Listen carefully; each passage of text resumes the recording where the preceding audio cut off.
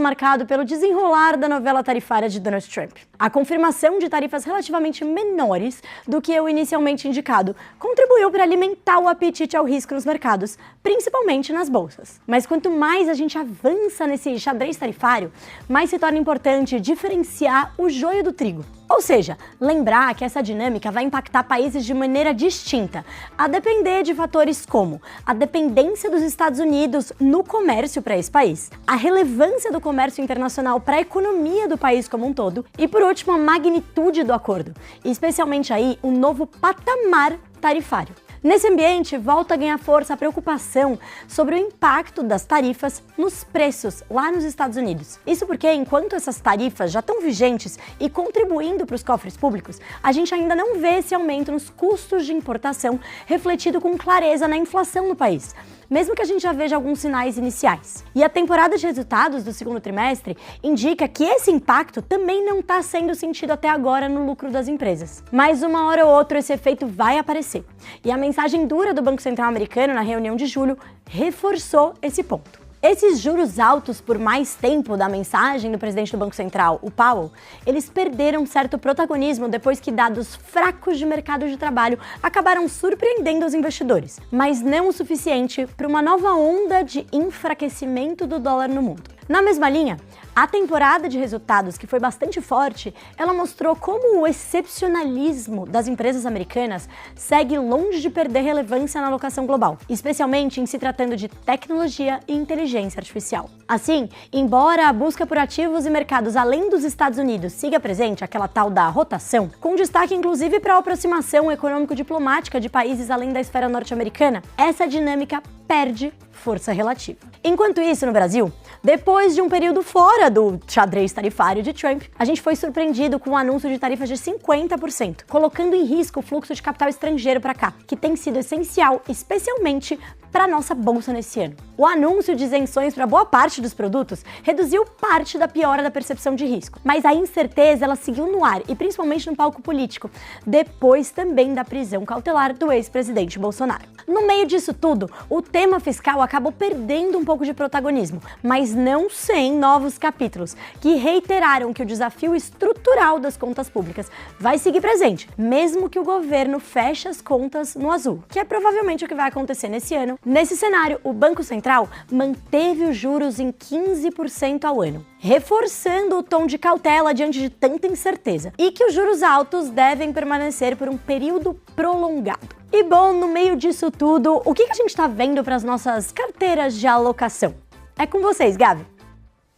Não realizamos mudanças nos percentuais sugeridos para as classes de ativos em nenhuma das 3 políticas de investimentos das carteiras de alocação, somente ajustando marginalmente para cima de 2 para 3 anos a duration média sugerida para exposições em renda fixa pré-fixada. Em nossa visão, as carteiras estão calibradas para atravessar um período que não deverá ser tão prolongado de estabilidade de política monetária em terreno restritivo, que oferece carregos nominais e reais atrativos para o longo prazo, mas que enfrentará incertezas macroeconômicas e geopolíticas globais de curto prazo, além dos desafios políticos e fiscais locais. Atravessar esse período com portfólios equilibrados, sem exposições excessivas a estratégias de ganho de capital, pode ser chave para seguir obtendo uma excelente relação de retorno ajustado ao risco. Como destaque, vale ressaltar a renda fixa pós-fixada, que representa mais de 2/3 da alocação na carteira conservadora,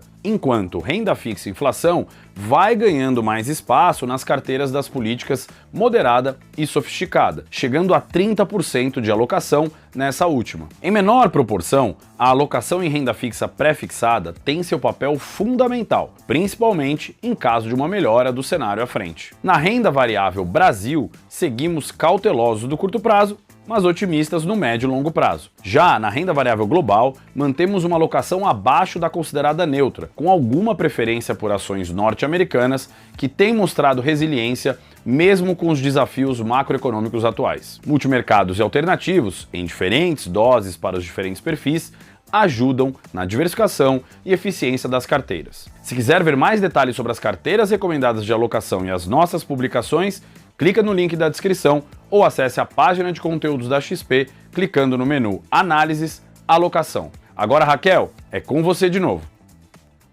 Começando pela Bolsa Brasileira. Nessa classe, o destaque de agosto fica para a redução relativa do beta das nossas carteiras, ou seja, um risco um pouquinho menor. Isso porque, apesar do ruído tarifário entre Brasil e Estados Unidos ter caído um pouco nas últimas semanas, desde principalmente o anúncio das mais de 700 isenções, o cenário continua bastante imprevisível, tanto aqui no palco político doméstico quanto lá fora. A prisão cautelar que eu mencionei do ex-presidente Bolsonaro ilustra essa dinâmica incerta por aqui, assim como as idas e vindas nas negociações de Trump com países como China, Canadá e Índia ilustram a imprevisibilidade do cenário global. Mas reduzir o risco relativo não significa reverter a direção que a gente vinha trilhando nos últimos meses nas nossas carteiras, rumo a setores e empresas mais sensíveis ao ciclo econômico, diante da virada do momento monetário que a gente vê, com expectativa de um ciclo de quedas da Selic sendo precificado lá na frente. Por isso, a gente continua a favorecer nomes de alta qualidade com balanço sólido, equilibrando o portfólio de ações diante de uma possível reversão do fluxo estrangeiro que tem sido tão importante como eu comentei, ao mesmo tempo em que a gente vê a recente correção, ou seja, a queda da bolsa, como oportunidade para aumentar a exposição nessa classe. Na renda fixa, os CDBs ganham o destaque no mês nas nossas carteiras. Por quê? Porque a gente vê esse tipo de ativo como menos exposto às mudanças regulatórias recentes, ao menos por enquanto, quando comparados a títulos isentos. Esses títulos, como debêntures incentivadas, CRIs, CRAS e até títulos bancários como LCIs e LCAs, eles têm visto um movimento de queda dos spreads, que se refere à diferença da taxa desses títulos para os títulos soberanos, tanto por conta da demanda alta por renda fixa em um ambiente de Selic elevada, quanto por conta da busca por esses ativos isentos antes da nova regra entrar em vigor no ano que vem. Assim, com taxas atrativas e cobertura do Fundo Garantidor de Crédito, o famoso FGC, os CDBs podem oferecer boas oportunidades para captura de ganhos nesse momento e são o nosso destaque em agosto. Por fim, na renda variável global, não teve outra.